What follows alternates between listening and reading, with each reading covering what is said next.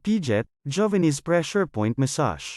Isinulat ni Guru Besar Lankar I. Dabagas ang mga pamamaraan ng Pijet, Pressure Point Massage, ng Vishnu Society ay hindi isang mahiwagang lunas na maaaring gamutin ang lahat ng uri ng pisikal na kakulangan sa ginhawa. Ang sinumang may kinakailangang kaalaman sa anatomy at physiology ay maaaring magbigay ng makabuluhang kaluwagan sa mga nagdurusa ng sakit sa pamamagitan ng paglalapat ng PIJET, ang Javanese Nerve Puncture Teorya gaya ng inilatag ng Vishnu Society. Gayunpaman, napakahalagang sumunod sa paraan at mga panuntunan para sa mga pressure point na nakabalangkas sa aklat na ito upang matiyak na ang paggamot sa lugar ng pananakit ay isinasagawa ang ligtas at epektibo. Gayunpaman, ang edukasyon sa mga nerve point ay may mga limitasyon, at mahalagang kilalanin na hindi ito isang panlunas sa lahat para sa lahat ng karamdaman.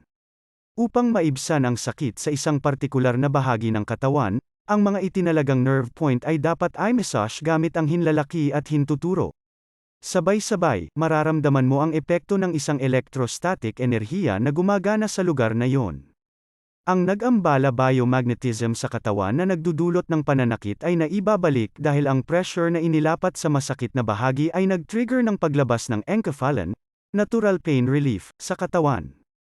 Ang pamamaraang ito ng pag-alis ng pananakit ay medyo epektibo, bagamat mahalagang tandaan na maaring hindi ito gumana sa lahat ng uri ng pananakit.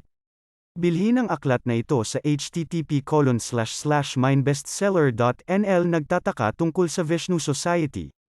Tuklasin ang higit pa sa http://vishnu.nl.